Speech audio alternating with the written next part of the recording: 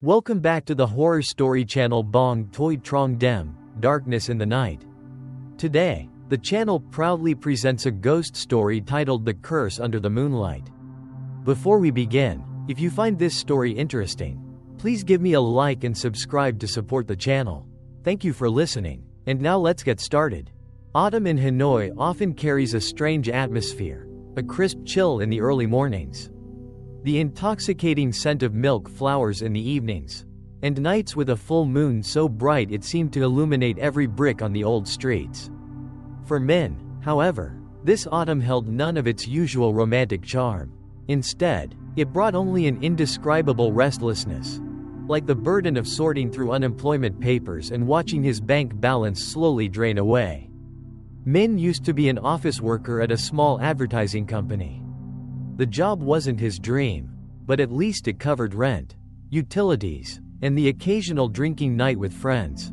Then suddenly, the company went bankrupt. The boss disappeared with the money, leaving behind pale-faced employees clutching stacks of unpaid bills. Min had no connections, no big savings. Within just a month, he was forced to sell his beloved motorbike to pay rent. One day, while browsing online job listings, Min stumbled upon a peculiar posting. Part-time worker needed. Manage records and organize documents in an old library. Mostly evening work. Salary negotiable. An old library? In Hanoi? Min frowned. He had heard of public libraries, but the phrase, old library, sounded like something out of a novel. Yet the address was clear.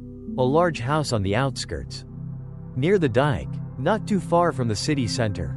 In desperation, Min decided to call. A woman's voice answered, low and slow. If you're free, come for an interview tonight. The library is open all night. The bus carried Min out of the city center, down dimly lit roads. Night fell quickly. A full moon hung high and round, casting a silvery glow over the dike. At the stop, Min stepped off and followed the directions. The house appeared in the shadows. It wasn't exactly a castle, but neither was it a traditional Vietnamese home. Moss-stained red brick walls, a dark tiled roof, arched windows with remnants of old French architecture. On the rusted iron gate, a small sign read, Hong Wei Library. The name made Min shiver. Hong Wei, the scent of the moon? He pressed the bell. The chime echoed through the silent night. A few minutes later, a middle-aged woman opened the gate. She wore a dark velvet ao dai, her hair neatly tied up. Her eyes gleamed, bright, yet cold. You're Min? She asked. Yes, ma'am. I called about the job this afternoon. Come in. Min followed the woman inside. The space immediately suffocated him. Towering bookshelves stretched to the ceiling, lined up in long rows that formed narrow aisles. The smell of old paper mixed with the mustiness of rotting wood, damp and strangely pungent. From above, dim yellow bulbs failed to chase away the shadows. Moonlight streamed through a round window, casting eerie streaks across the tiled floor. The woman gave a brief introduction. I am the curator of this library. Your job is simply to clean, organize documents, and sometimes record the catalog of books. Not many people know about this place, and even fewer readers ever come. Mostly researchers, but at times, there are rare manuscripts that must be kept safe. She paused, fixing her eyes on Min as if to emphasize her words. And remember, there are certain areas you are not allowed to touch. Min nodded, torn between curiosity and unease. Part of him screamed that he should walk away. This place was far too unsettling. Yet another part urged him to stay. This was one of the few jobs he could find. After a few simple formalities, Min was officially hired. The pay wasn't high, but enough to keep him afloat. On his first night of work, Min began arranging stacks of dust-covered books. Each ancient volume, bound in worn leather with faded designs, felt almost alive beneath his fingertips, as if he were disturbing something in a deep slumber. The clock struck 12. Outside, moonlight spilled through the round window. The silence was so complete that Min could hear his own heartbeat. He exhaled softly, wiped the sweat from his brow, and placed a book onto the highest shelf. At that exact moment, a cold draft swept through. though every window and door was tightly shut. The light bulb above flickered, its pale glow trembling. Min shivered and turned his head. At the far end of the aisle, a fleeting white shadow passed. He froze, heart pounding, straining his eyes. He saw nothing but moonlight spilling into the darkness, a trick of the light. Perhaps, maybe I'm just seeing things, Min muttered to himself. But then, in that very instant, he caught a faint sound, a whisper, like someone softly reciting a distant scripture. Min stood rooted in place, cold sweat running down his spine. And so, his first night at the old library began. Min tried to take a deep breath.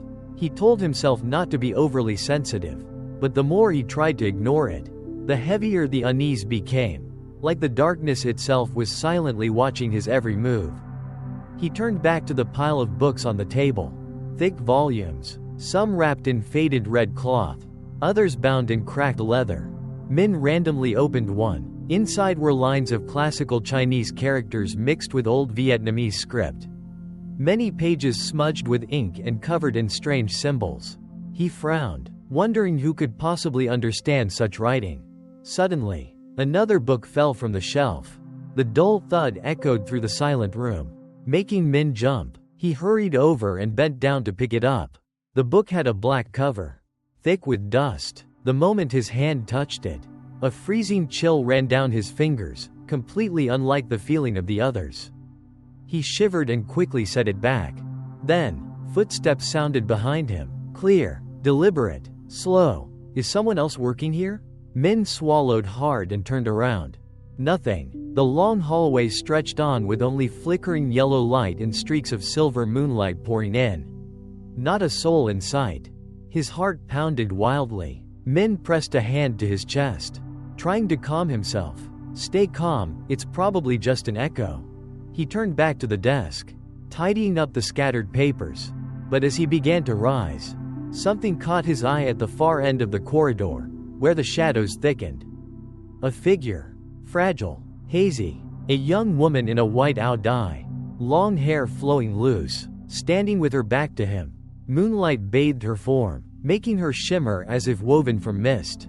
Min froze. His entire body stiffened. His legs felt as if nailed to the floor. He opened his mouth to call out, but his throat locked tight. The girl didn't move. She stood perfectly still, her back turned, her shadow stretching long across the tiles. And then, slowly, she began to turn her head. Panic surged. Min squeezed his eyes shut, his heart hammering as if it would burst from his chest. He couldn't summon the courage to look upon that face. When he finally opened his eyes, the hallway was empty. No one there, only the cold moonlight spilling over the ancient shelves. Min collapsed into the chair, sweat soaking through his shirt. He clenched his teeth, scolding himself. It must be just stress. An illusion, just an illusion. Yet deep inside, he knew he had seen something that defied explanation. That night, Min worked until 3 in the morning before finally leaving. As he stepped through the iron gate, he lifted his eyes to the sky. The full moon still hung round and radiant, bright, unblinking, like an eye watching his every move. The night wind blew through, carrying the musty scent of grass and a faint whiff of some strange flower, soft yet overwhelming. Min shivered, pulled his collar tighter, and hurried toward the bus stop. On the way, he couldn't shake the feeling that footsteps echoed behind him, following in rhythm with his own. He glanced back several times, but the road was empty. When he finally reached his rented room, he threw himself straight onto the bed, pulling the blanket over his head. Despite his exhaustion, his eyes remained wide open, haunted by the image of that white figure in the hallway. Only near dawn did Min drift into a restless sleep. In his dream, he saw the old library again. Moonlight spilled unevenly across the shelves. And there, in the center of the main hall, stood the girl in the white dye. Her deep, dark eyes stared straight at him. Her voice rang out, gentle, yet lingering like an echo from the abyss. "You've come, at last. Someone can hear my voice." Min jolted awake, his heart racing. The room was still and silent, touched only by the dim glow from a small window. He pressed a hand against his chest. the echo of her voice still ringing in his ears. He turned toward the clock. The shorthand pointed exactly to 3:15. At that moment, Min knew. His quiet life had shifted onto another path, one of darkness, moonlight, and a mystery untold. The next day, Min woke up late. Pale sunlight slipped through the thin curtain, casting a slanted golden streak across the peeling wall. The room still carried the damp smell of unwashed clothes, mixed with the stale scent of instant coffee on the table. Min rubbed his eyes, weary as though recovering from a fever. Sitting up, he recalled the strange dream. The girl's voice still lingered. "You've come, at last. Someone can hear my voice." He shook his head, trying to push it away. Perhaps it was just the stress of the new job and the burden of money, creating hallucinations, yet the unease clung to him, as if the dream had been more than mere imagination. That evening, Min returned to the Hongwei Library. The suburban road was still deserted, the moon once again casting its glow over every branch and stone step. The iron gate creaked open, revealing the curator's figure in the faint light. "You're on time," she said, her voice steady, unreadable. "Tonight, arrange the eastern shelves. There are many old manuscripts there. Be careful not to damage them." Min nodded and stepped inside. He glanced at the woman, a sudden thought crossing his mind. In such a vast library, was it really just the two of them? He had never seen anyone else come by. The eastern shelves lay at the far end of the main hall, where the light was weakest. Only a few small lamps and slivers of moonlight filtered through a narrow window. Min pulled down the books one by one, dusted them, and recorded their catalog numbers. As he bent over his work, a strange sound reached him, the rustling of pages. Though there was no wind, Min looked up and saw a book opening on its own upon the table. His heart lurched. He approached. It was a thick volume, bound in reddish-brown leather, its pages yellowed with age. Strangely, it had opened to a page depicting a necklace, adorned with a bright round gem. Below the drawing were lines of faded ancient script. Min reached out to touch it, and instantly, a chill spread across his skin.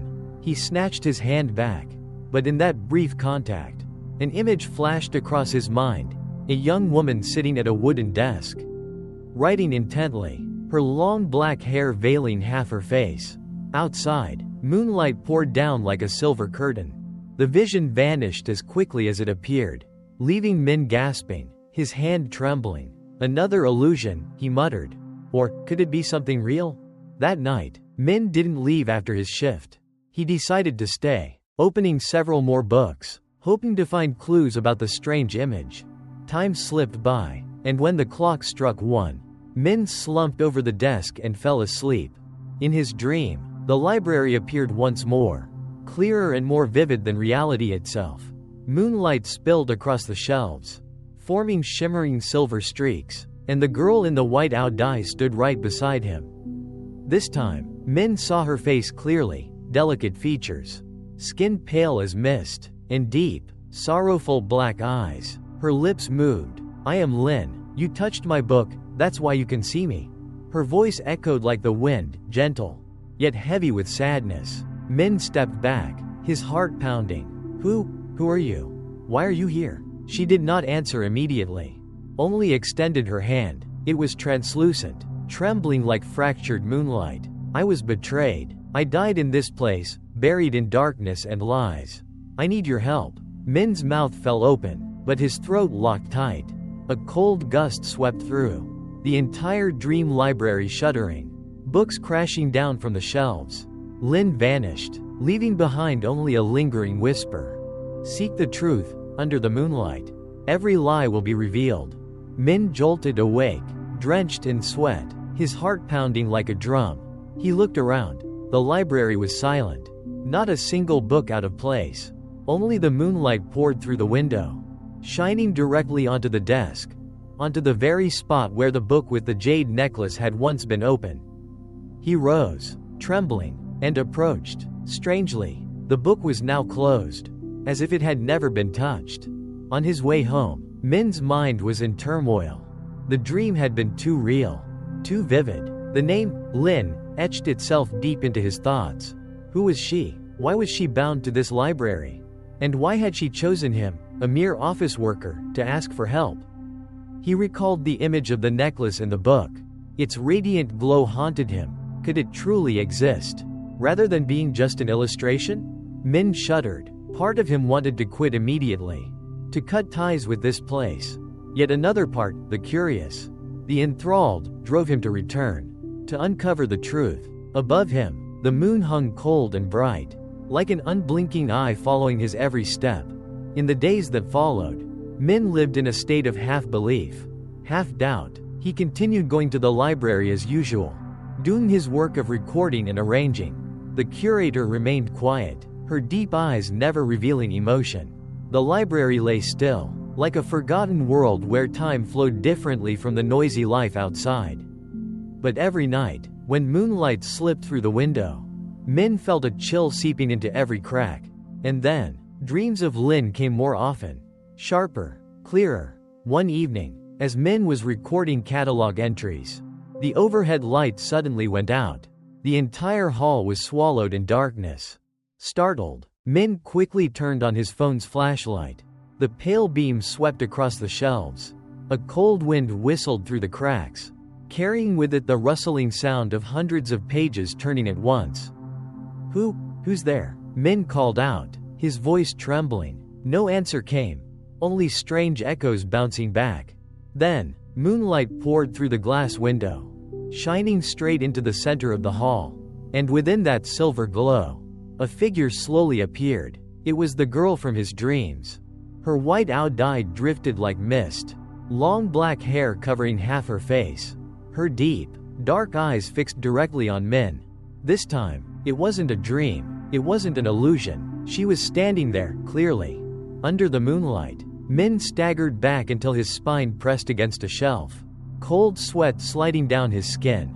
Who are you? What do you want from me? The girl took a step forward. A freezing air spread out, turning Min's breath into white mist. Her voice stretched out, like wind passing through thousands of pages. I am Lin. I was betrayed. I cannot leave this place. Her words sent shivers through Min. Yet strangely, in those black eyes, beyond the hatred, there was also a profound sorrow. What do you want me to do? Min stammered. Find the truth, find the manuscript, clear my name. Her voice slowly faded into the air, but her form remained. Just as Min's confusion deepened, a cascade of books crashed down from the high shelves. The thunderous noise shook the hall, dust rising thick in the air. Panicked, Min bolted toward the door, clawing at the handle, but the iron door had been locked tight at some point. He pounded on it, shouting, "Open up! Is anyone there?" Behind him, whispers swelled, like 100 voices murmuring together. Min turned and saw pale, wavering figures flicker between the shelves, as if countless spirits had awakened. In that moment of sheer terror, Min saw Lin standing in the center of the hall, her deep black eyes glinting with a cold light. She raised her hand and pointed straight toward a hidden shelf in the corner. There, her voice echoed. The truth is buried there. And then the entire scene vanished. The overhead lights flickered back on. The books that had fallen now sat neatly in place on the shelves, as if nothing had ever happened. Min gasped for breath, his shirt drenched in sweat. His mind spun in chaos. Was what he had just witnessed real? Or just an illusion? Yet Lin's image, pointing toward the hidden corner, remained etched deep in his memory. That night, Min didn't dare stay any longer. He hurried out of the library, shaken and confused. On the way home, the full moon hung round and bright, its light trailing his every step. Inside his chest, fear and curiosity twisted together. He knew from the moment he saw Lin with his own eyes. Everything had gone too far. This was no longer a hazy dream, but a real mystery, a restless spirit that truly existed. And Min, whether he wanted it or not, was now entangled. 3 days passed after the encounter with the white figure before Min finally regained his composure. During those days, he tried to live as if nothing had happened, eating at small food stalls, strolling through the old quarter, even having coffee with a few old friends. Yet no matter how much he smiled or talked, His mind stayed haunted by Lin's image in the moonlight, her echoing voice demanding justice. Many times, Min thought about quitting the job, but each night, when he looked up at the shining moon, he remembered Lin's eyes that were both terrifying and filled with unbearable sorrow. In the end, curiosity and a strange sense of obligation pulled him back. That night, Min entered the library with tense anticipation. The curator was still at the gate, nodding in greeting without a word. She never seemed to care what Min did inside the library, as long as the cataloging was completed.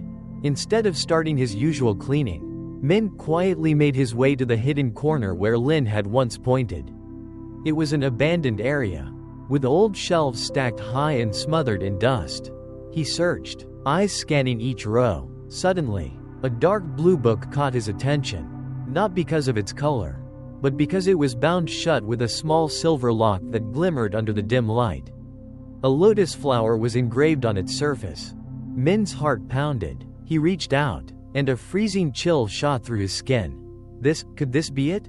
He whispered. He tugged at the lock, but of course, it didn't open. His trembling hands searched around the shelves for a key, but found nothing. Slumping down, Min stared at the book.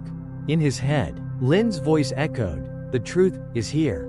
Instinct told him not to pry further, but his mind urged otherwise. He had to open it, at any cost. Rushing out, he grabbed a small metal tool from the supply room. Returning, he forced the lock, prying and twisting. After several tries, it snapped open with a cold click, like the breaking of an ancient seal. Min's chest tightened. Swallowing hard, he slowly opened the book.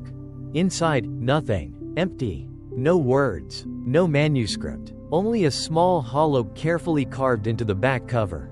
And inside that hollow lay a single object, a pearl necklace, glowing faintly under the moonlight streaming through the glass window. Min froze. He reached out and lifted the necklace. The instant his skin touched it, an icy chill shot through him. Yet at the same time a strange warmth traveled down his spine. The necklace was smooth, each pearl shimmering as it caught the light. In that moment, the space around him shifted. Wind rose, the lamps flickered, a rush of cold swept over, and then, Lin stood right before him. This time, she was closer than ever. Her dark eyes fell upon the necklace in his hands, filled with grief. "You found it," her voice whispered like wind. "My necklace." Min trembled. "This is yours?" "Yes. It is the final witness of betrayal." Suddenly, the scene blurred. Min felt himself pulled into a whirlwind. When his eyes opened, he was no longer in the library but in an ancient room. Before him sat Lin, not a ghost, but flesh and blood. She wore a brocade blue dye, seated at a writing desk. Her face was focused, her hands moving quickly across the manuscript. Beside her lay the pearl necklace, gleaming beneath the oil lamp. A man appeared, stern features, cunning eyes. He stood behind Lin, staring at the work she was writing. "Tuan," Lin's voice in the memory quivered. "What do you want?" The man sneered. "You're brilliant, respected, but you forget, I crave glory too. If you keep this manuscript, sooner or later you'll surpass me." Lin rose, furious. "This is my research. You have no right." "I will take it," Tuan whispered, "and I will make everyone believe you're the thief." The vision distorted. Shouts. The clanging of iron locks. Lin bound, dragged away into the night, moonlight spilling over her despairing face. Min staggered, collapsing to the ground, the necklace clutched tight in his hand. The images dissolved. He was back in the library. Breath ragged, Lin stood there, her form hazy, eyes burning with sorrow and rage. "He betrayed me," she whispered. "You must find the true manuscript. It's still here, somewhere in this library. Only it can clear my name." Min was speechless, sweat streaming down his face. He looked at the necklace in his hand, then into her anguished eyes. A heavy weight pressed upon his chest. He understood. He had crossed a boundary from which there was no return. That night, Min couldn't sleep. He lay sprawled on the bed in his small rented room in Kaohsiung. The pearl necklace placed neatly on the table. No matter how hard he tried to close his eyes, the images wouldn't fade. Lin's haunting gaze, Tuan's cunning smile kept flickering in his mind.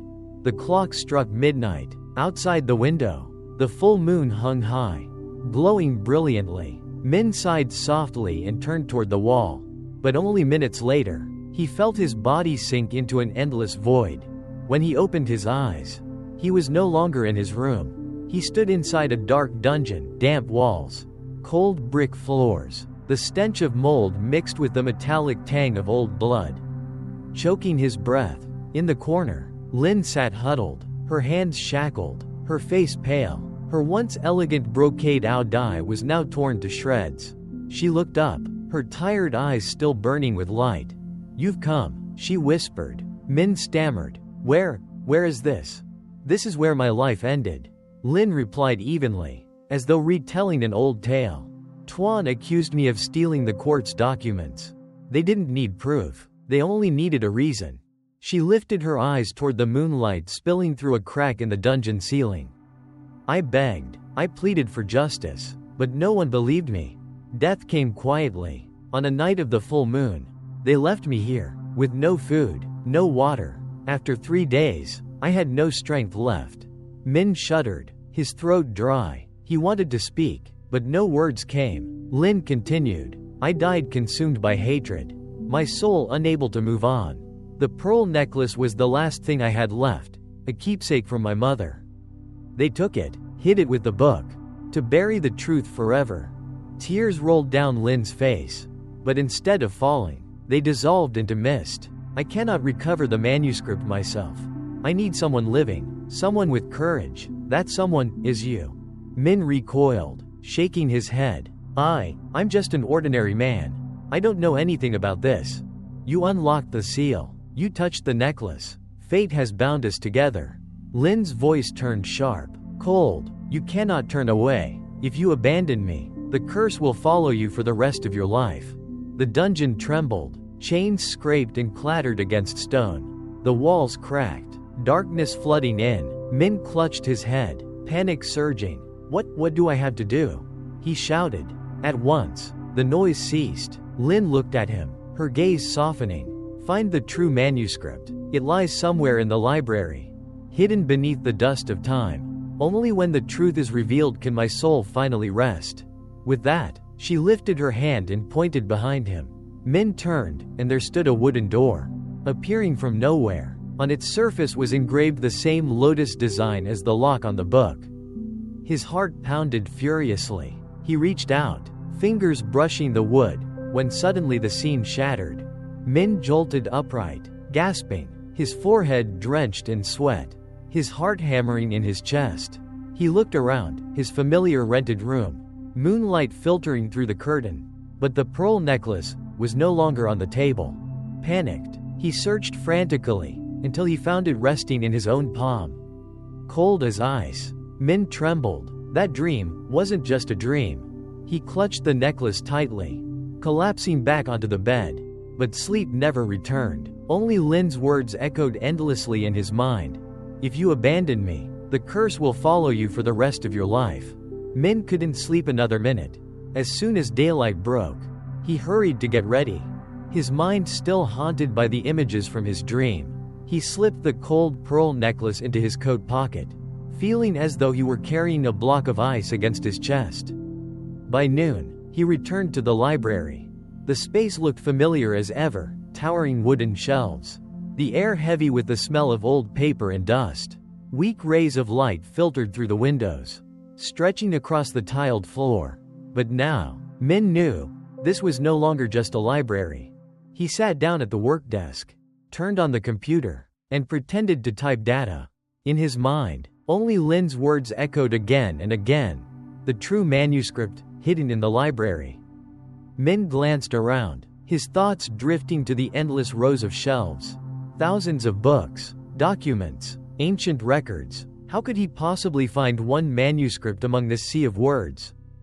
That evening, after all the others had gone, Min stayed behind, using the excuse of inventory work. He asked to keep the keys. The vast library was now his alone, the dim yellow lamps making the air even gloomier. He began searching in the oldest section, the shelves buried deepest in the corners. Many thick volumes were covered in dust, their spines cracked and brittle. With gloves on, he opened them one by one, but all he found were records of history, literature, and geography. Suddenly, a cold draft swept through. The windows were sealed tight, heavy curtains drawn, yet the overhead light flickered. Min froze, a chill creeping down his spine. Thud, a book fell from the high shelf, hitting the floor hard. Startled, Min turned. It was a thick volume bound in dark brown leather. He picked it up. The cover bore no title, only a faint lotus pattern engraved into it. Min's heart raced. He opened it, only to find it blank. Every page was empty, stained with mold. Flipping quickly to the very end, he discovered a faint line of handwriting. Beneath the floor, where the moonlight does not reach. Min's breath caught. Beneath the floor. Just then, footsteps echoed through the library. Clop, clop, clop, slow, deliberate, coming from the main hall. His chest tightened. Who else could be here? He checked his watch. It was past 10. The security guard never patrolled at this hour. The footsteps grew closer. Min tensed, quickly setting the book down and backing away behind another shelf. The overhead lights flickered once more, then went out completely. The library sank into darkness. Min nearly choked on his own breath. He fumbled for his phone. Switching on the flashlight, the narrow beam swept over endless rows of shelves. A whisper brushed his ear. Min, he jolted, spinning around. No one, but in the reflection of the window glass, he saw the faint outline of a girl in an dye, her long hair veiling half her face. Min gasped and bolted from the corner. Footsteps rang out again, this time faster. Chasing him, he sprinted toward the desk, only to find something already there, the pearl necklace. It glowed with a faint greenish light under the moonbeam slicing through the window. But Min clearly remembered, he had left it in his coat pocket. His trembling hand reached into the pocket. Empty. The necklace rattled softly, making a sound like chains dragging. At the same moment, Lin's figure appeared before him. Her face was no longer gentle as in his dreams, but pale, her black eyes hollow, her lips curling into a cold smile. "You've seen it," her voice echoed. From every direction, beneath the floor, where the moonlight does not reach. Then her form dissolved into a misty haze. Min collapsed into the chair, gasping, his whole body numb with cold, heart pounding wildly. He couldn't tell if he was dreaming or awake, but the message was clear. The manuscript lay somewhere beneath the floor of the library. At midnight, Min finally left the library. As he locked the gate, he turned for one last look. Inside, under the moonlight streaming through the windows, he felt as though hundreds of books were watching him. He knew then, there was no turning back. The next morning, Min arrived at the library earlier than usual. The night before, he had barely slept, haunted by that ghostly whisper. Beneath the floor, where the moonlight does not reach. The words replayed in his mind like a cursed refrain. Min forced himself to appear calm as he greeted his coworkers. Yet his eyes constantly darted toward the tiled floor of the library. The old, cracked stones seemed to be hiding something underneath.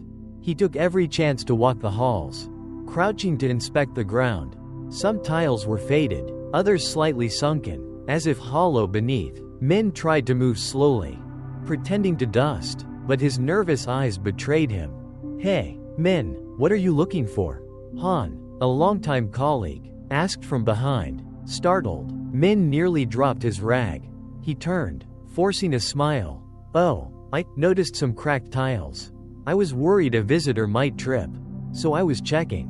Han narrowed her eyes. "This library's been here for decades. Cracked tiles are nothing new. But you're new here, don't get too curious. This place has stories." Her last words were whispered. Before she walked away, Min stood frozen. Stories? Did she mean the same strange rumors he'd begun to uncover? At noon, while everyone went to the canteen, Min returned to the corner where the strange book had fallen the night before. Kneeling down, he tapped the floor with his fingers. Thud, thud, the hollow echo rang clear. His heartbeat quickened. He tapped the tile beside it, solid. Back to the first, hollow. A hidden space. Perhaps. From his pocket, Min pulled out a small knife he'd brought and scraped lightly at the tile's edge. Dust crumbled away, revealing a faint gap. "What are you doing?" The voice made him leap to his feet. It was Thang, the library guard, arms folded, eyes fixed on him. I just noticed the tile was cracked. I wanted to check if it was safe." Min stammered. Thang stepped closer, clapped a hand on Min's shoulder. "Listen, no one touches this floor. Maybe you don't know yet, but beneath it are old ventilation shafts. Dangerous if disturbed." He stomped firmly on the very tile Min had been testing.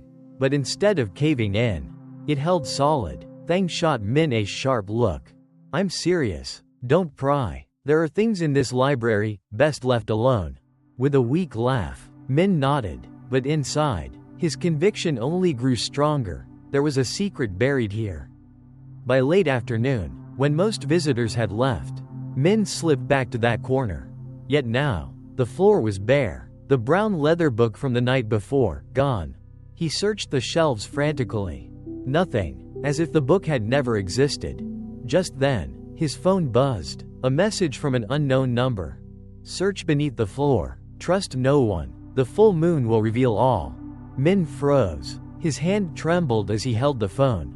Who had sent this? Lin? But how could a ghost use a phone? Or was someone watching him? The evening light faded, shadows stretching through the windows. Min slipped his phone away and tried to act normal. Though his mind raced, part of him wanted to smash the floor open immediately. Yet the warning, "Trust no one," gnawed at him. That night was another full moon. He knew he had to stay. At 8 o'clock, the library was dark, lit only by the pale glow of moonlight. Quietly, Min returned to the corner. He crouched down and wedged the knife hard into the crack. This time, the tile shifted slightly, heart pounding. Min pried it free. Beneath was a yawning darkness. A rush of cold air rose up, carrying the smell of damp earth. Shining his flashlight inside, Min saw stone steps descending into an underground chamber. His chest tightened. This was the place Lin had spoken of. And then, footsteps behind him.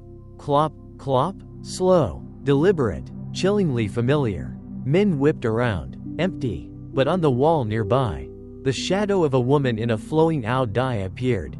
Sharp in the moonlight, a ghostly smile flickered across her lips. "Go down," Lin's voice whispered, cold as the wind. "The truth lies below." Min swallowed hard, clutching his flashlight tighter. He knew he had stepped deeper into a spiral from which there was no escape. Min set his foot on the stone steps. With every step, clop, clop, echoed through the damp space, as if he were descending into a giant tomb. The stench of mold and rust filled his nose, choking his breath. The flashlight beam swept across the walls, revealing patches of tangled green moss. Below, the passage opened into a long cellar with a low ceiling, its stones old and crumbling. In the corners stood rotting wooden racks, still holding stacks of yellowed books and scrolls. "My God," Min whispered. This was no ventilation shaft, as Thang had claimed. It was a hidden archive, a part of the library never revealed to the public. He moved carefully, heart pounding. The steady drip of water echoed, mingling with the faint whistle of air through unseen cracks. Suddenly, the flashlight flickered, dimmed. Min tapped it hard until the light steadied. And then, he heard a whisper. "Don't trust anyone." He spun around. Nothing. The stairs were still there. But the moonlight above seemed to fade, leaving only thick darkness. Swallowing hard, Min pressed on. His beam passed over a wall of stone and froze. Carved into the surface were jagged words, faint but still legible. "Lin, unjust, truth buried?" Min's hand trembled as he touched it.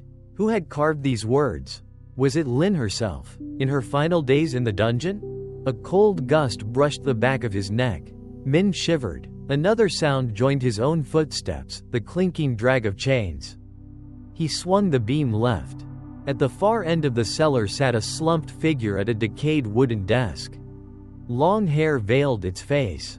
A tattered ancient ao dai draped over its frame, pale hands resting on old papers. Min's breath caught. "Lin." He stepped back, but the figure didn't move, only sat motionless. Are you Lin?" Min dared to whisper. No reply, only the hiss of wind.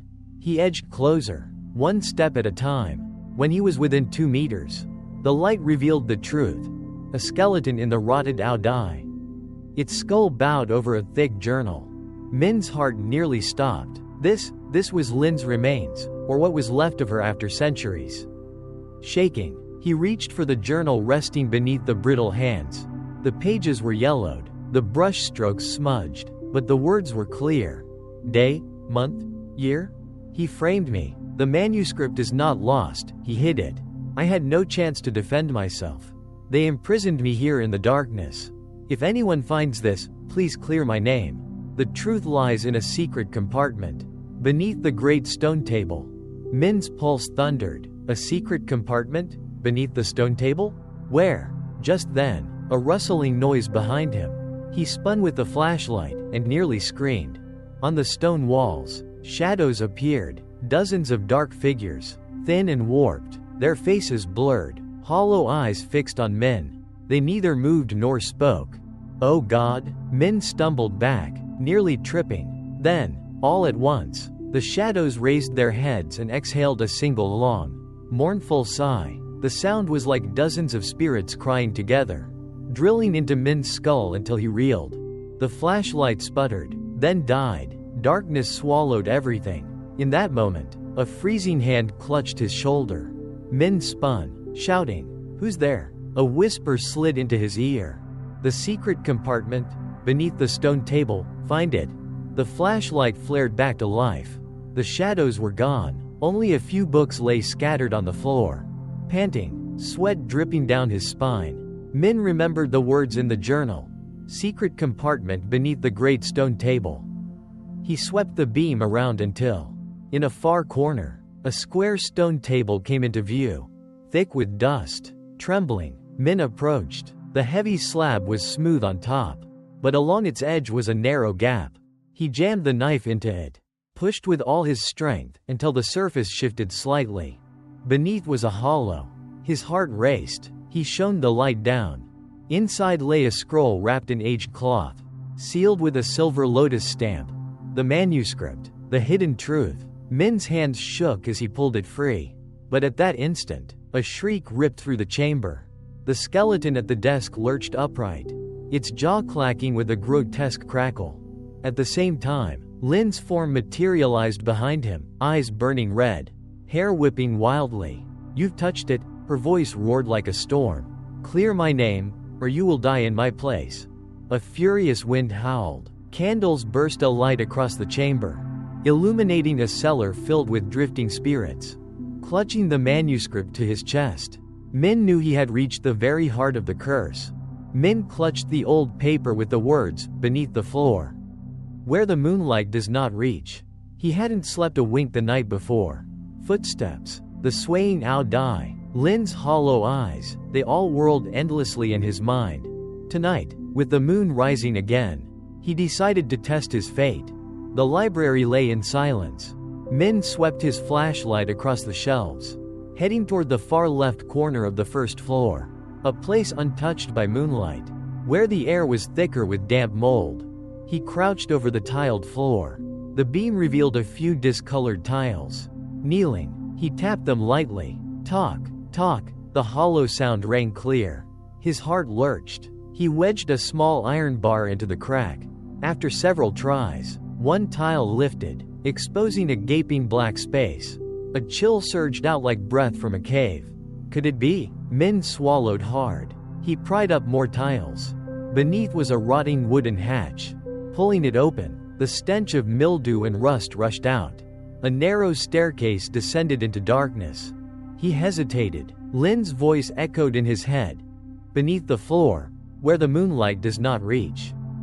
Taking a deep breath, Min switched on the flashlight and climbed down. Each wooden step groaned under his weight. The air was thick, stale with dust and damp. At the bottom, he stood in a low underground chamber, its walls made of porous stone, blanketed in moss. On either side, decayed shelves held crumbling scrolls, ruined books, and rotting wooden boxes. In the center stood a stone table.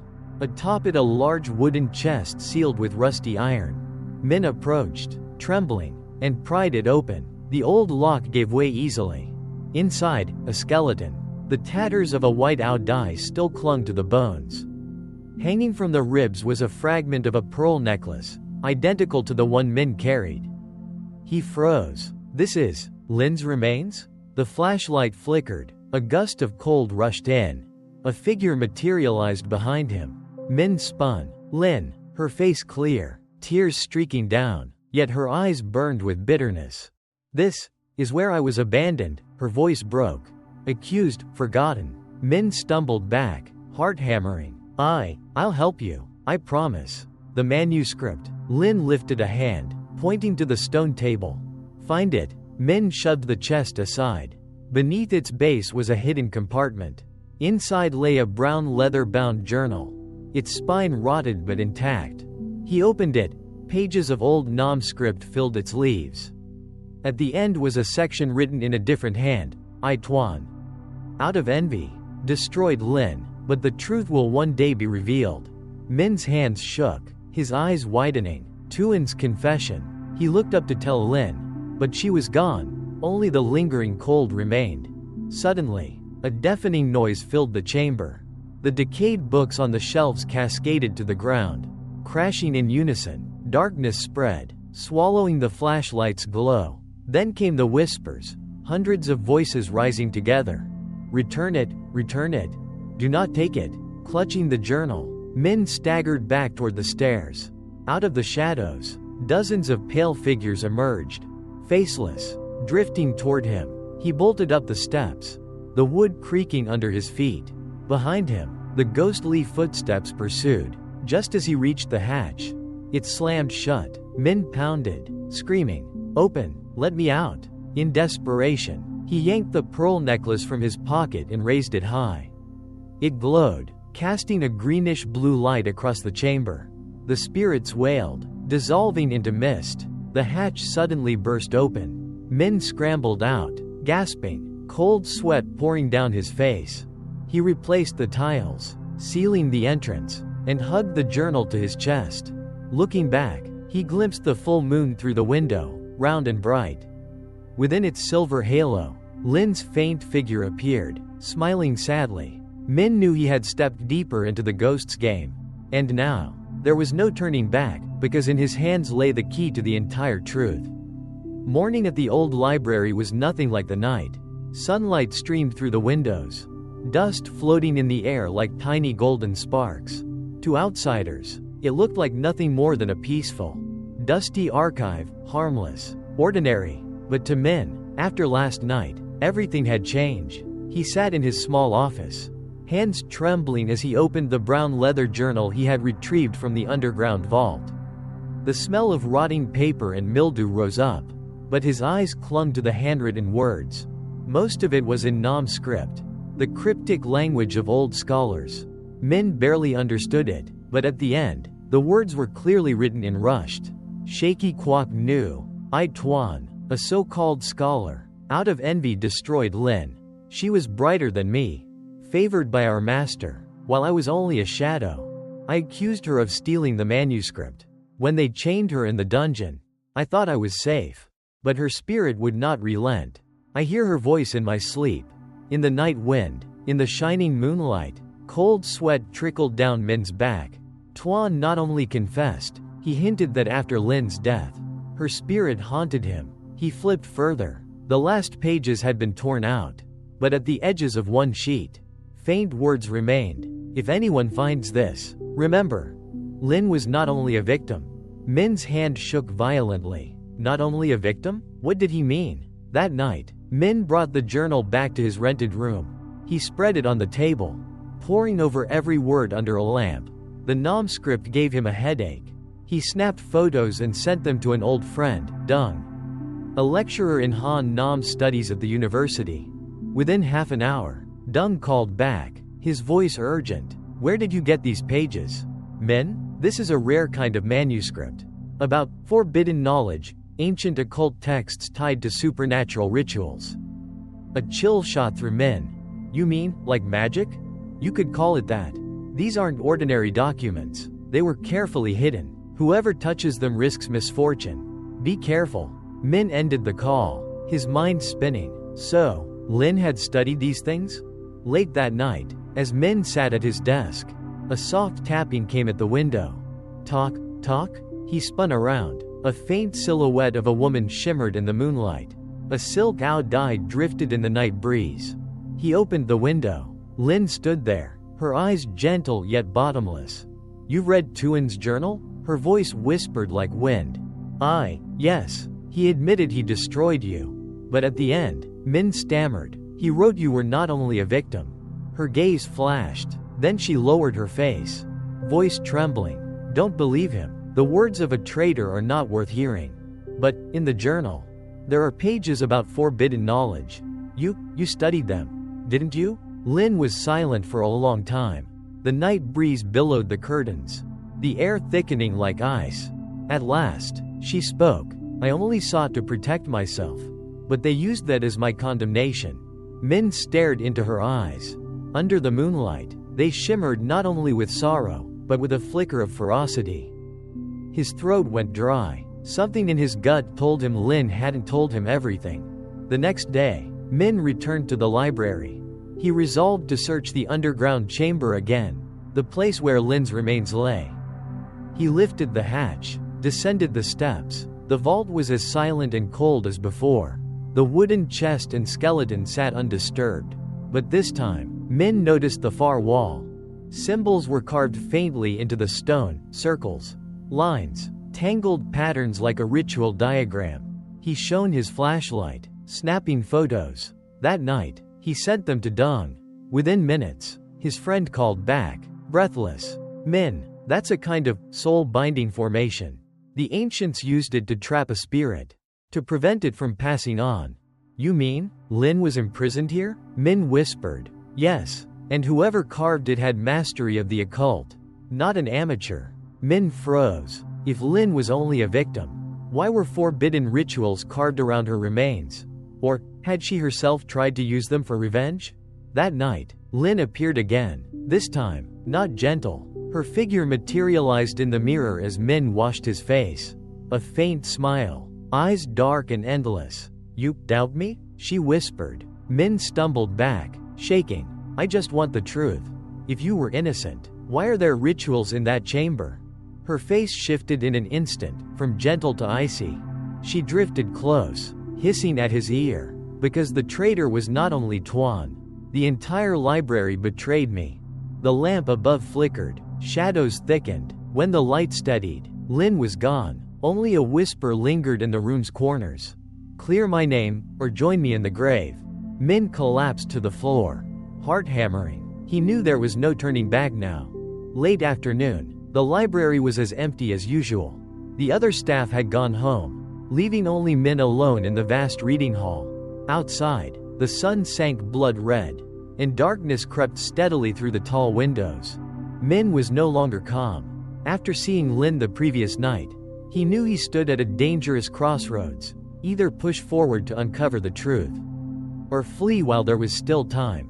But his heart and mind were shackled by curiosity.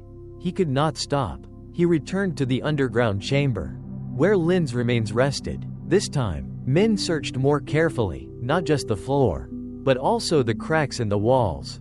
After some probing, his fingertips brushed against a loose wooden panel. He tapped it. Talk, talk, hollow. Min pulled hard. A section of wood gave way, revealing a hidden compartment. Inside, amid scraps of rotted paper, lay a smaller leather journal. Its cover decayed but spine intact. Min's hands shook as he picked it up. The writing was blurred, but clearly different from the first book. It was also Tuan's diary, but the tone was entirely different, not arrogant, not boastful, but trembling with fear. She will not relent. I see her shadow everywhere. But I begin to realize, Lin is no longer the Lin I once knew. She wants more than vindication. She craves the power promised by the forbidden manuscripts. Min's heart nearly stopped. He read on. I once thought she studied only to protect herself. But I saw her eyes as she read the incantations, no longer the gaze of a scholar. but of someone who lusted for power beyond the human realm. The last words were smeared, but Min caught fragments. If anyone finds this, break the formation, before it is too late. The journal ended there, as if cut off by time, or silenced on purpose. Min sat frozen in the vault, his flashlight trembling in hand. Two versions of Lin clashed in his mind. One Lin, innocent and wronged, desperate only to clear her name. And another Lin, consumed by ambition, reaching for forbidden power. Which was the truth? He dared not think further. Stuffing the diary into his backpack, Min climbed out of the chamber. But as soon as he stepped into the reading hall, he froze. On the towering shelves, in the dark gaps, figures stood, not one, but 3, 4, 5, all dressed in Ao-Dai or scholars' robes. Heads bowed, faces hidden in shadow. Min stumbled back. Who's there? No reply, only the thud of books falling, thump, thump, thump, echoing through the cavernous hall. Then the figures moved, gliding forward without touching the floor. As they drew nearer, Min saw them clearly. Ancient scholars.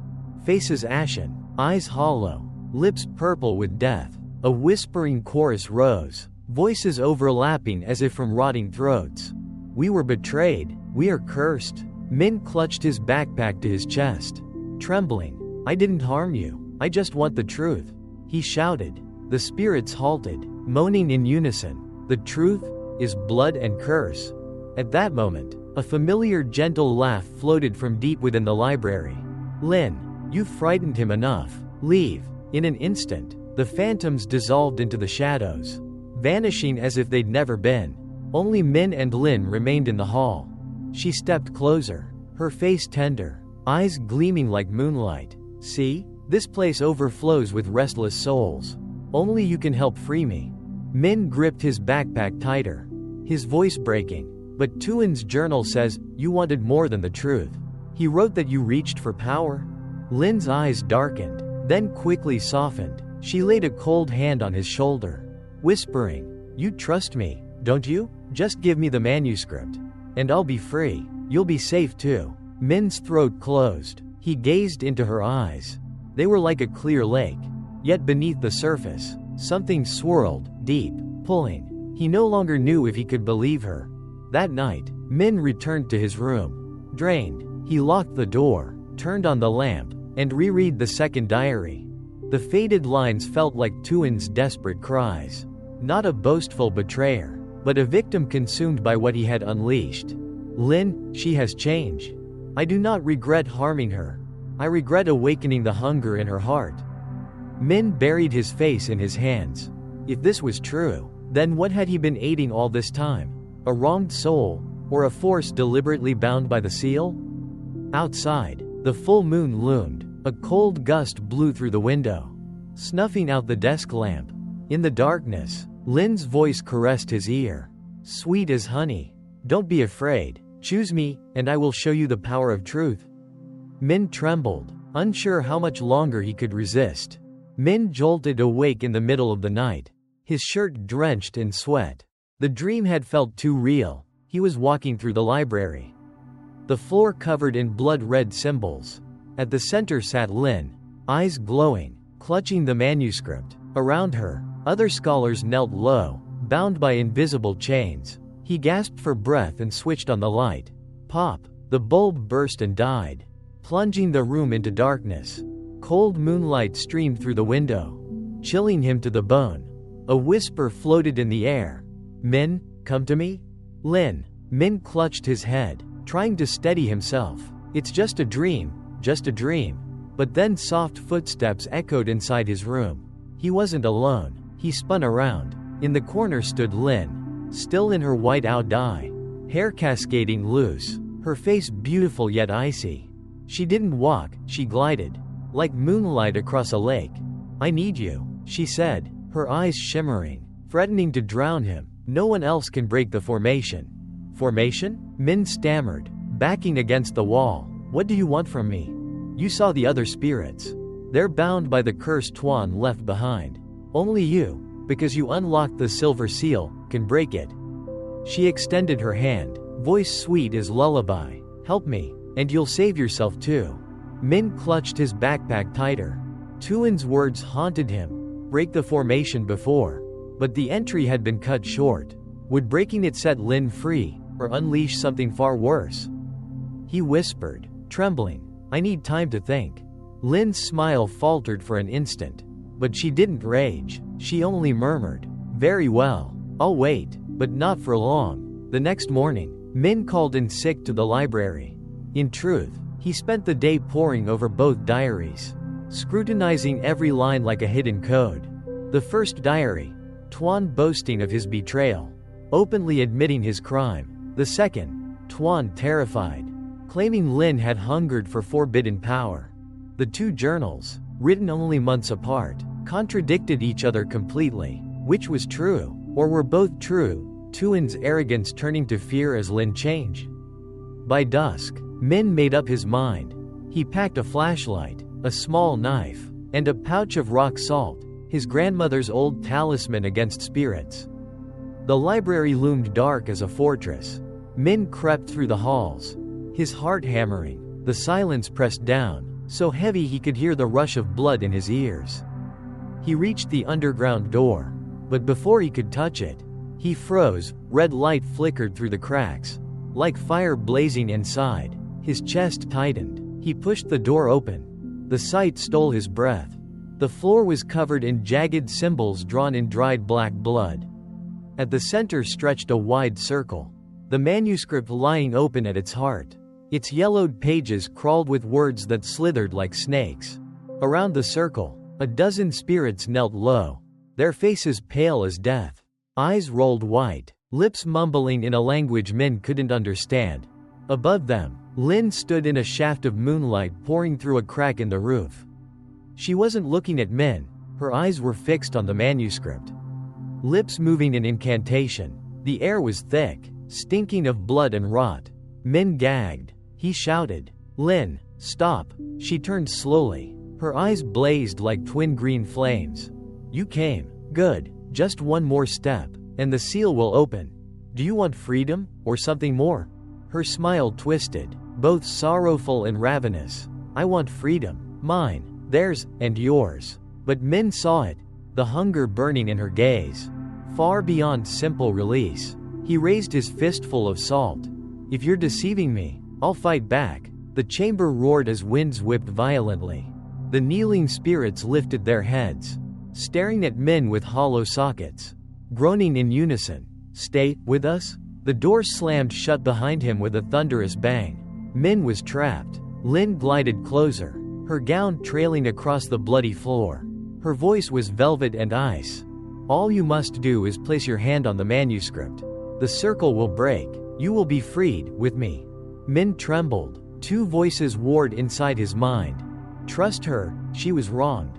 Don't trust her, she craves power. His knife slipped in his sweaty hand. If he refused, would Lin and the spirits tear him apart? If he agreed, would he unleash something far worse than a curse? Moonlight spilled directly onto the manuscript. The words burned crimson, writhing as if alive. Lin extended her hand, smiling. Min, I've waited 200 years for you. He stood frozen, trembling violently, torn apart inside. And then, he took a step forward. Min stepped forward, his shoes crunching over the dried blood symbols. The air in the crypt shifted instantly, an icy chill pierced straight into his bones. The kneeling spirits all raised their heads at once, their mouths splitting into wide, soulless grins. Moonlight poured through the gap in the ceiling, focusing on the circle and flooding the open manuscript. The letters on the pages flickered like fire, then blazed crimson. Lin reached out, her icy fingers brushing Min's skin. Yes, Min, all you need to do is place your hand on this page, and the seal will vanish. Min trembled. In his mind echoed the two conflicting journals, one painting Lin as innocent, the other as consumed by ambition. Which was the truth? Yet her eyes now glowed, not soft or kind, but filled with a ravenous hunger. He asked hoarsely, Swear to me this won't harm anyone. Lin paused, then smiled. I swear, you'll never be afraid again. It wasn't the answer Min wanted, but he had no way out. The crypt door was sealed. Spirits drifted around him, and the winds howled like knives, heart pounding like it would burst. Min pressed his hand onto the manuscript. The earth quaked violently. The bloody circle blazed, symbols crawling up Min's arm like living chains. He screamed, trying to yank free, but his hand stuck fast. The spirits wailed in unison, a thunderous chorus shaking the chamber as dust rained from the ceiling. Min felt something seep into him, cold, heavy, suffocating. Lin stood before him, eyes blazing, hair whipping wildly in the invisible storm. Good, very good, at last I am free of these shackles. And in that instant, Min understood. Lin hadn't only wanted justice.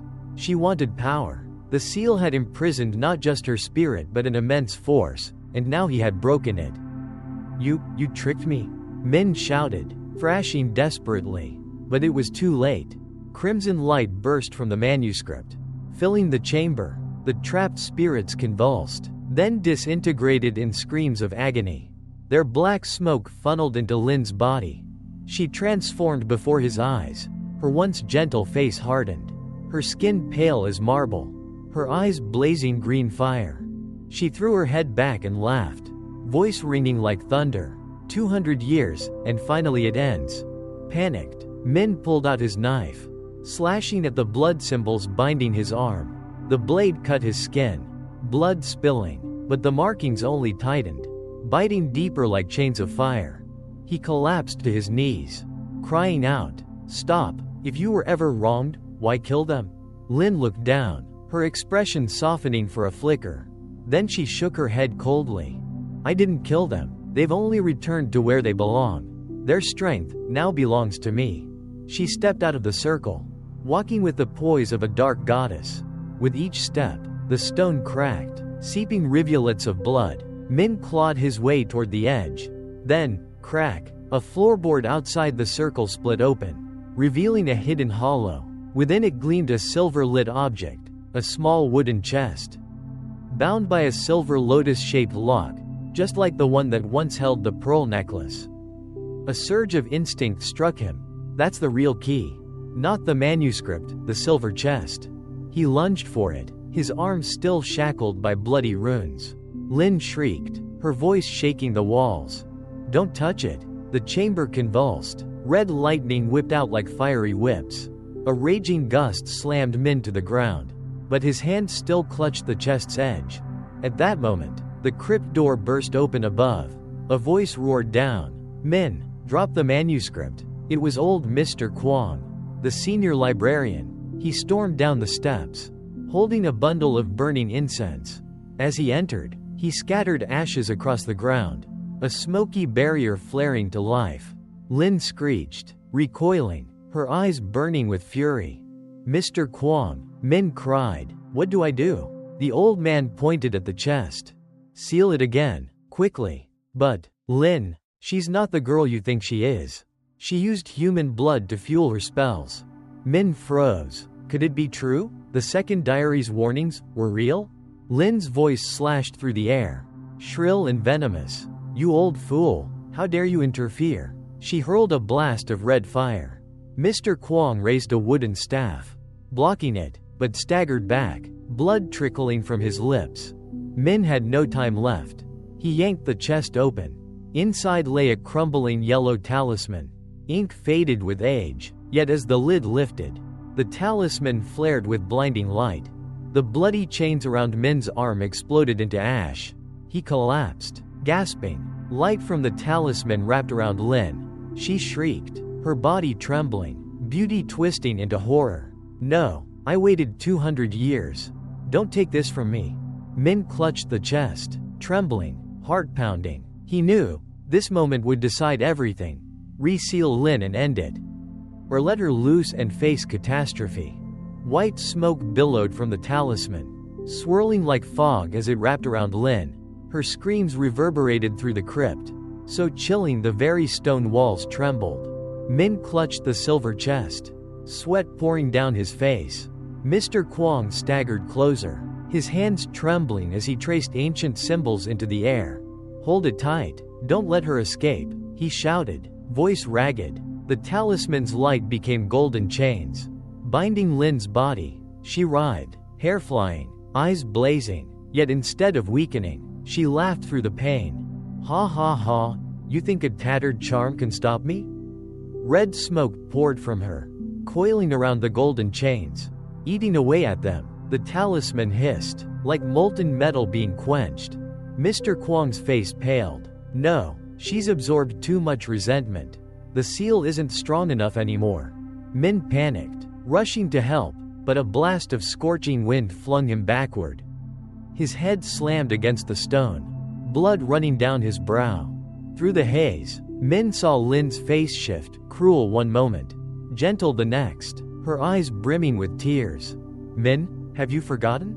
Without me, you'd have died that very first night you touched the necklace. I protected you from the spirits. You owe me your life. Her voice whispered in his ear, warm, pleading. Min's heart wavered. It was true. More than once she had shielded him. Was she truly evil, or just driven to desperation? Mr. Kwong roared, as though reading Min's thoughts. Don't listen. She's using illusions to sway you. If you hesitate, we all die. But Lin's cry tore through the air, raw and anguished. I am not a demon. They murdered me. I only want to live again. To breathe under the moonlight once more. Min, help me. She reached out, her pale hand trembling as if in supplication. Min gripped the silver chest tighter, his heart pounding. On one side stood Kwong, eyes resolute. On the other, Lin, eyes overflowing with desperate longing. He screamed, "Where is the truth? Tell me, who is right? Who is wrong?" No answer came, only the roar of the wind, the crackling of the burning talisman, and the red glow consuming the gold. In despair, Min remembered Tuan's second journal, the one that claimed Lin dabbled in blood rituals, sacrificing lives for power, protected only by her master's favor. If that was true, Lin was both victim and culprit, a brilliant scholar who had fallen into forbidden arts. No, Min whispered, eyes wet. You are both pitiful and terrifying. Mr. Kwong placed a hand on his shoulder. Choose, seal her, or let this entire city become her grave. Min roared, raising the chest high. The talisman inside blazed like a miniature sun. Lin, forgive me. He slammed the lid shut. Light erupted, the golden chains exploding into a storm of radiant shards that pierced Lin's form. She screamed, body convulsing, then slowly dissolved into a cloud of crimson ash. No, her wail dragged on, then vanished. The crypt fell silent, no wind, no voices, only Min kneeling, clutching the chest, tears mingling with sweat and blood. Mr. Kwong collapsed beside him, panting, it's done, finally done. But Min didn't reply. In his mind, Lin's whisper still lingered, full of grief and bitterness. On the ground, the torn manuscript fluttered open. The blood-written text faded, leaving only a few words. Moonlight, curse, freedom. Mr. Kwong picked it up, tucking it quietly into a cloth bag. He rested a hand on Min's shoulder. You did the right thing. But this curse, it may not truly be over. Min looked up, hollow-eyed. He knew this was only the beginning. Part of the truth remained buried. And though Lin was sealed, her shadow still drifted beneath the cold, watching moon. The crypt dimmed again, leaving only cold air and the acrid stench of burnt ash mixed with blood. Min sat frozen, hands clenched around the silver chest as though letting go would bring Lin back instantly. Mr. Kwong quietly rose, moving along the walls to inspect the faded seals. They had weakened, eaten away by Lin's power before she dissolved. You see it, don't you? Mr. Kwong rasped. These seals are no longer whole. Even bound, she may find a way to return. Min lifted his head, eyes bloodshot. If that's true, then everything I just did, it's no different than betraying her. Mr. Kwong turned, studying him for a long moment. Do you really believe she was innocent? Min said nothing. In his mind, Lin's face flickered, tender and sorrowful one moment, vicious and vengeful the next. Both were real, and that truth tore at him worse than anything. A draft swept the chamber. On the ground, Tuan's second journal suddenly fluttered open. A loose page lifted, floated, then landed before Min. He picked it up, hands trembling as he read the blood-stained words. I only wanted her silent. If the truth of the blood rites were exposed, I too would be condemned. I chose to brand her guilty, to preserve my name. But, tonight, she cursed me. I fear the moon will never forgive me. Min gripped the page, whispering. So, Tuan both framed her and buried his own sins. But Lin, she truly dabbled in blood rituals too. A bitter laugh escaped him. Then what did I seal away? An innocent soul, or a demon? Mr. Kwong's reply was low, almost mournful. Perhaps both. The silence grew heavy. From above, the toll of midnight bells echoed through the stone. A grim reminder. A new day had begun, but perhaps so had another curse. Min and Mr. Kwong left the crypt. As the iron door slammed shut, Min swore he heard a faint whisper in the dark. Min, I am still here, beneath this moonlight. Days later, the old library seemed peaceful again. But to Min, nothing was ordinary anymore. Passing between the towering shelves, he would hear faint footsteps behind him. Staring out the window on moonlit nights, he'd glimpse a woman in white standing far off, her dress drifting in the wind.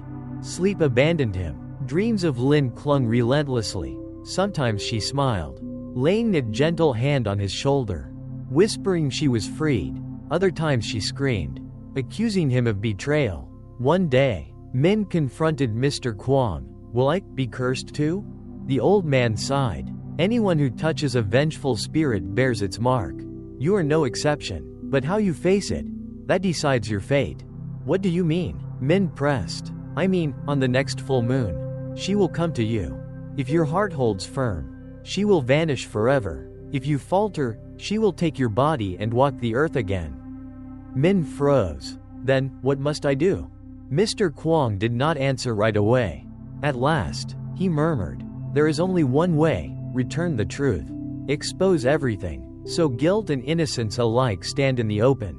Only then can the curse destroy itself.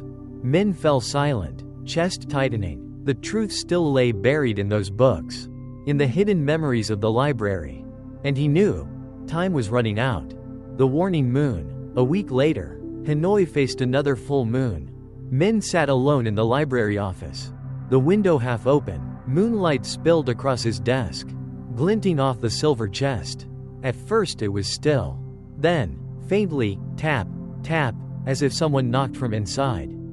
His heart hammered. The lid quivered, emitting a soft hiss. On the wall, a girl's shadow appeared, slender, long-haired, facing the moon. Min, the voice drifted, gentle yet overwhelming. I promised you, I will return. The shadow slowly turned. Her eyes glowed crimson, but her lips curved in a smile, at once beautiful and sorrowful. Min staggered back, clutching his chest as though bound by an invisible chain. And in that instant, he knew. The final reckoning was near. This time, there would be no escape. Moonlight poured through the window, painting the library in hues both real and unreal. The curse had never ended. It had only been waiting for its moment to rise again. That night, Hanoi was drowned in a full moon. But unlike before, the light was no longer gentle, it burned crimson, as if soaked in blood. Black clouds swept across the sky. Icy winds howled, and the ancient library shook with every gust. Min stood in the grand reading hall. Before him, the silver chest on the table rattled violently, clattering as if invisible hands were trying to pry it open. Around him, ancient books toppled from their shelves, pages flapping like wings in the storm. A whisper slid through the air. Min, you betrayed me. The wind carried sobs with it. Min spun around and saw Lin manifesting in the center of the room. This time she was no longer a faint shadow, she was nearly flesh and blood. Her white dye billowed, her long hair swept the floor, and her eyes glowed red like embers. Min trembled. Lin, you're still here. Of course. Lin stepped forward, each step making the wooden floor groan. You promised to clear my name, but instead, you locked me inside this box. I had no choice. Min shouted, backing away. You were becoming something else, something no longer you. Her face flickered, rage one moment, sorrow the next. You think I wanted this? Night after night, the vengeful souls consumed me under the moonlight. But, as long as one person believed in me, I was still Lin. Now, even you doubt me. The air grew heavy as stone. Suddenly, the library doors slammed open. Mr. Kwong strode in, clutching an old bronze bell. He bellowed, "Min, step aside. This is the final moment. Either she fades, or you lose your soul." He shook the bell. Its piercing chime tore through the air, making Lin reel, her face splitting into 1,000 fragments. But she shrieked, her voice shattering, "I only want the truth. Without it, you all die beneath this moon." At that instant, Min remembered Tuan's torn journal. He dashed to a shelf, yanked it free, and flipped to the last blood-written confession about the blood rite and curse. "Lin," he cried. "Tuan admitted it. He feared exposure of the blood rites and blamed you. He's the one who destroyed you."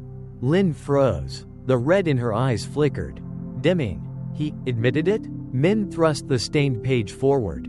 "Here, in his own hand. You were innocent, though it's true you once touched the forbidden." The room fell silent. Lin gazed at the words, her lips trembling. For a moment, she was once again the young scholar, her eyes distant and mournful. "I only wanted to prove that a woman could be a true scholar. The blood rites were forbidden. Yes, but I sought only to understand, not to harm." Her voice broke into sobs. Overhead, the crimson moon wavered, as if listening. But then, with a thunderous crack, the silver chest burst open. Black smoke roared out, flooding the hall. From within rose another figure, blurred, malicious. "Did you think it would end so easily?" The voice was deep, guttural. "I am her curse, the soul crushed in the dungeon. If she lets go, I will take her place." The shadow lunged at Min, claws like iron. He stumbled back, heart pounding. Mr. Kwong rang the bell furiously. But the specter did not vanish. Lin screamed, hurling herself into it. White and black forms twisted together in the blood-red glow. "Min," Lin cried, "only the truth can destroy it. You must proclaim everything."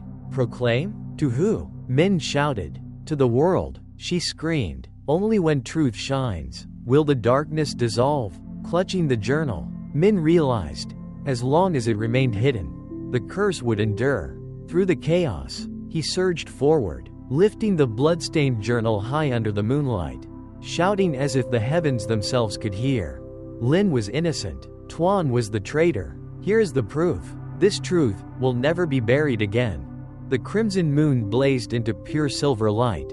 The shadows shrieked, shattering into ash that scattered with the wind. Lin fell to her knees, her form fading to translucence. She lifted her gaze to Min, a final tender smile touching her lips. "Thank you, at last, someone believes me." Tears spilled down Min's face. He reached for her, but touched only cold air and moonlight. Lin dissolved, leaving behind a pearl necklace that clinked softly onto the floor, glowing gently. Min clutched it to his chest, emotions flooding, grief, relief, and an emptiness no truth could ever fill. The vast reading room of the ancient library was eerily silent. Only Min's ragged breaths and the faint ringing of the bronze bell in Mr. Kwong's trembling hand broke through the stillness. Bookshelves leaned askew, floor tiles cracked, but everything seemed as if it had just awakened from a nightmare. Min sat collapsed on the ground, clutching the pearl necklace that still carried a trace of warmth.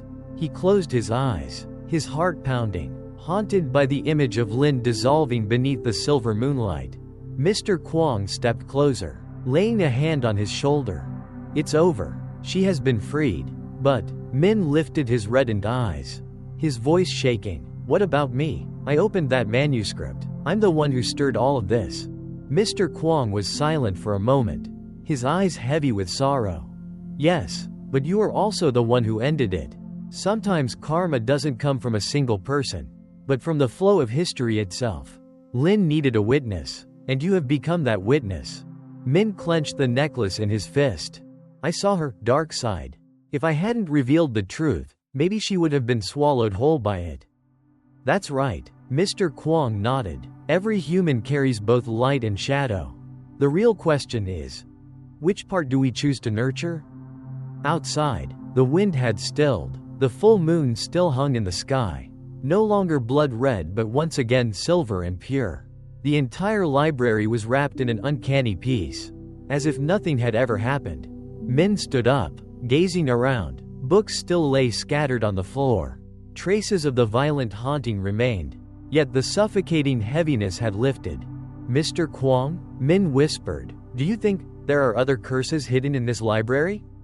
Mr. Kwong gave a faint smile. "What do you think? A place holding centuries of secrets surely hides more than one curse. But not all of them are evil. Some are simply stories waiting to be told." Min said nothing. A feeling of both fear and curiosity welled up inside him. The warning moon. A week later, Hanoi once again basked under a full moon. Min sat in the library's reading room, the window ajar. Moonlight streamed down onto the table, bathing the silver box in a pale glow. At first, the box lay still, but then, faint tapping noises echoed, clack, clack, as if someone inside was trying to push the lid open. He jumped to his feet, heart racing. The lid quivered, letting out a faint hiss. On the wall, the shadow of a girl appeared, slender, long-haired, her face turned toward the moonlight. "Min," her voice floated through the room, gentle yet chilling, "I promised you, I will return." Her figure slowly turned, her eyes blazed like red embers. Yet her lips curved into a smile both beautiful and sorrowful. Min staggered back, his hand instinctively clutching his chest. He felt his heart squeezed by an invisible chain. In that instant, he understood, the final battle was near. And this time, there would be no escape. The full moon shone brilliantly through the window, flooding the library with a ghostly silver glow. The curse had not truly ended, it was merely waiting for the moment to rise again. A week passed since the night the curse ended. Hanoi remained noisy and bustling, as if no ghost had ever haunted it. People spoke of new projects, of stocks, of the weather. No one mentioned the ancient library on the outskirts of town. But for Min, everything had changed. He still lived in his small rented room, still made his morning coffee as before. But every time he closed his eyes, he saw Lin's gaze, half vengeful, half yearning, shining beneath the moonlight.